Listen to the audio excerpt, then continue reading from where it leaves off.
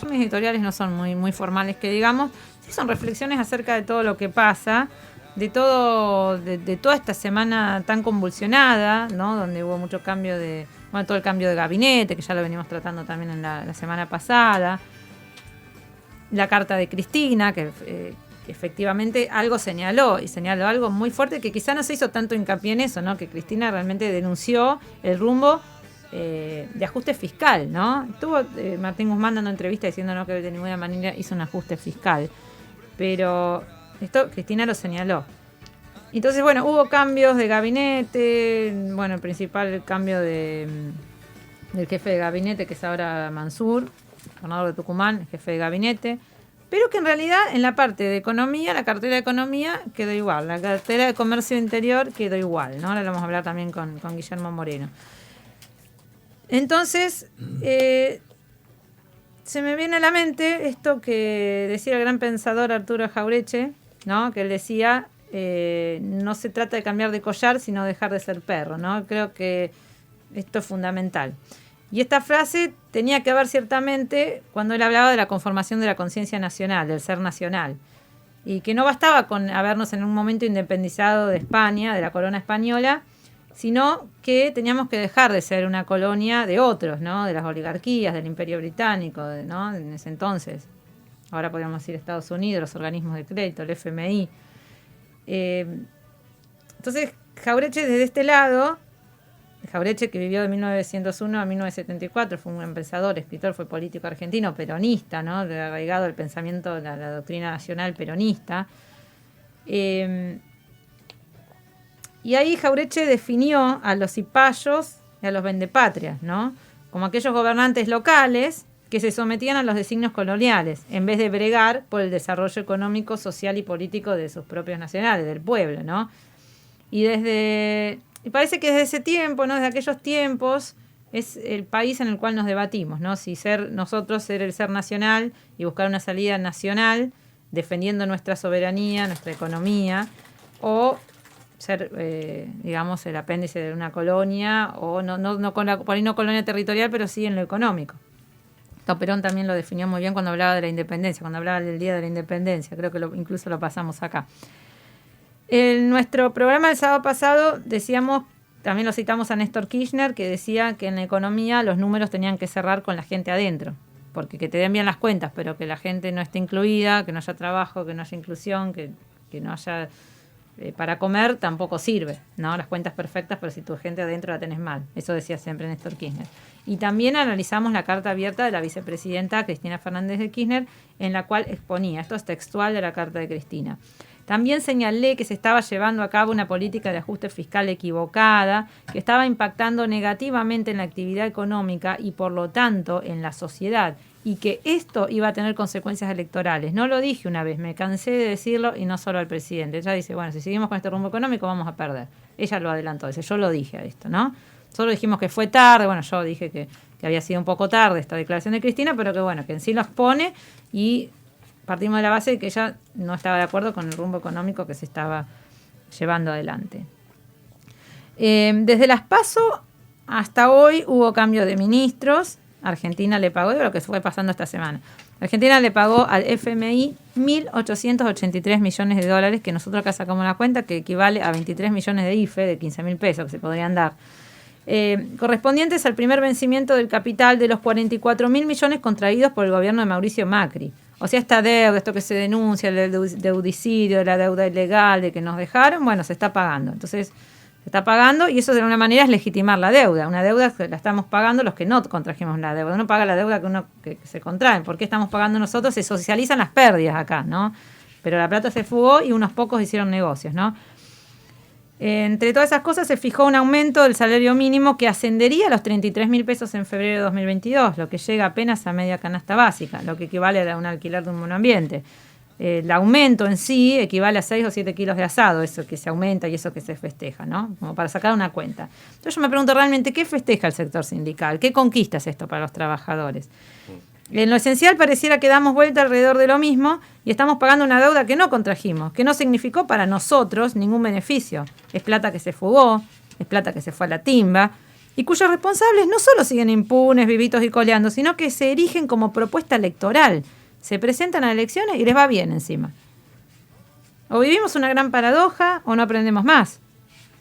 O es tanto el desánimo, la frustración, el desengaño, que para castigar al actual gobierno nos castigamos a nosotros mismos, porque el que va y vota a Cambiemos se está castigando a sí mismo, porque no hay otra, salvo que seas, no sé, que seas un CEO super multimillonario, que seas de la oligarquía, que bueno, que votes porque representas tus intereses, si no, no entiendo, no se entiende. El presidente en la Asamblea de la ONU habló sobre el deudicidio, pero se paga, se legitima. El pagar es decir, reconocer la deuda, se está reconociendo la deuda, se está reconociendo que la tenemos que pagar nosotros. Otra cosa que pasó, Rosati, nuevo presidente de la Corte elige, se eligen entre ellos mismos, ¿no? Entre una votación entre 3 se eligen ellos mismos. Fíjense lo democrático que es el Poder Judicial. Cuando hablamos nosotros de la necesidad de reformar el Poder Judicial, que se votan entre 3. Son 5 y se votaron entre 3, ¿no? Y la reforma judicial quedó atrás, en el olvido, ¿no? Quedó entre esas cosas que quedan ahí pendientes. Las decisiones sobre nuestra vida y nuestro patrimonio siguen relegadas a una casta, a 5 que son millonarios, que están totalmente alejados de la realidad de la gente, y esto lo digo como actora del derecho, vos también lo debes vivir, Alex, sí. Que la justicia no solamente cada vez funciona peor, cada vez está más lenta. Y realmente, y esto no quiero meter a todos en la misma bolsa porque hay jueces que trabajan re bien, hay fiscales que trabajan re bien, hay gente del Poder Judicial que trabaja re bien. Pero son las excepciones. Pero son las excepciones. Y la gran mayoría, tristemente, viven abstraídos totalmente de la realidad de lo que pasa a la gente. Yo esto lo puedo dar fe porque lo vivo todos los días. Ayer me peleé, por ejemplo, con el tribunal. Si no pueden, digo, realmente no tienen... Ustedes no tienen empatía, ustedes no tienen los pies en la tierra, o sea, viven en un escritorio y no tienen idea de lo que le pasa a la gente de común, viven en una nube. Por eso no quiero meter todo en la misma bolsa porque sería injusta con gente del Poder Judicial que realmente trabaja bien, pero si ya tenemos una corte, tenemos una corte, que encima estos dos que son presidentes, Rosati y Rosenkrantz, que era presidente, la pasada vicepresidente, son los que designó Macri por decreto. O sea, y estos mismos jueces ahora están como presidentes, o sea, la Corte de todo eso, en última instancia son los garantes de la Constitución. O sea, 5 personas y 2 elegidas a dedo por Macri. O sea, fíjense que esto termina siendo algo circular, ¿no? Entonces yo me pregunto acá, ¿el gobierno escuchó realmente el mensaje de las urnas? Hay muchos que nos señalan hace tiempo que le estamos haciendo el juego a la derecha, ¿no? Por denunciar estos errores en el rumbo social y económico que nosotros no lo venimos denunciando la semana pasada, lo venimos denunciando hace rato, desde cuando esto empezó, cuando empezamos a ver que realmente la cosa no iba, que no se estaba haciendo peronismo, y esto yo lo recalco, para mí no es un problema meramente comunicacional, es un problema de praxis, es un problema de que uno se siente mal. Está bien, los medios pueden fogonear de ese estado de ánimo, puede ser que pongan el dedo en la llaga, puede ser que de todo hagan algo mucho más grande, es verdad, pero la gente no es tonta y cuando la está pasando mal es porque la está pasando mal. Cuando no tiene para darle al pibe la comida, y eso no te lo dibuja la televisión, es real, es lo que pasa. Cuando no te trabajás y no llegas a pagar las cuentas, es lo que pasa, no es lo que dice la televisión.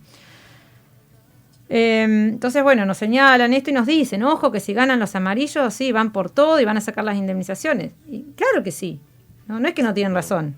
Pueden eso y pueden hacer mucho más. De hecho, ya entró un proyecto para sacar las indemnizaciones.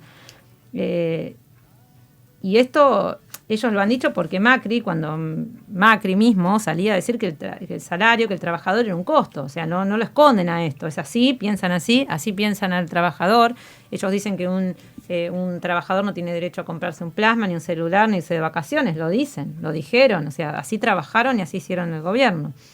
Pero tampoco creemos que se construye nada, ni desde el silencio, ni tampoco haciendo campaña diciendo de lo peor que son estos. O sea, votame a mí porque este otro es peor. No, tampoco se construye así. Otro tema, inseguridad también. Se ha hablado mucho estos días de inseguridad. También Aníbal Fernández, que está como ministro de Seguridad, y bueno, salió también a hablar Patricia Bullrich y todo. ¿Por dónde fue la discusión? Por las taser.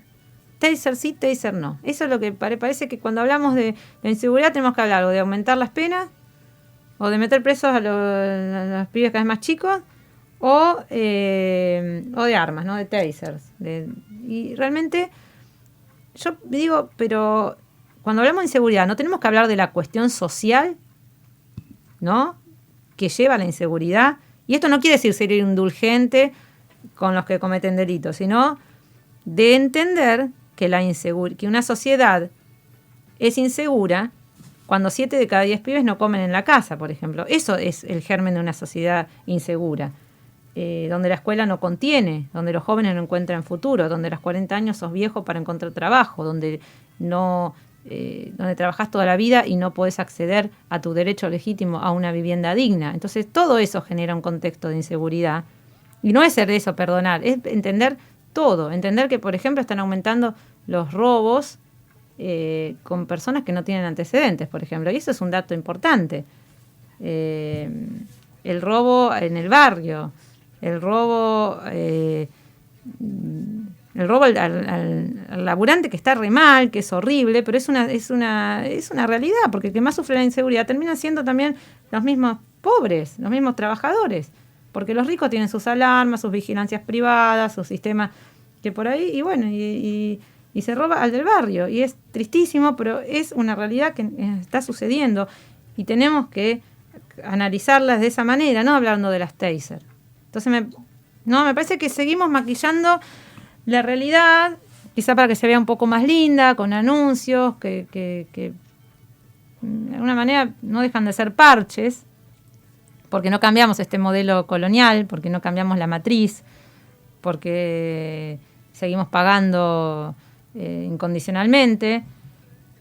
Y esto va más allá de un tema electoral. Este tema del modelo de país que va a seguir. ¿Cómo vamos a seguir nosotros endeudados con el FMI pagando, no? Porque las elecciones pasan. Los modelos de país quedan. Se cambia todo para no cambiar en nada. Se cambia de collar, pero no se deja de ser perro. Así que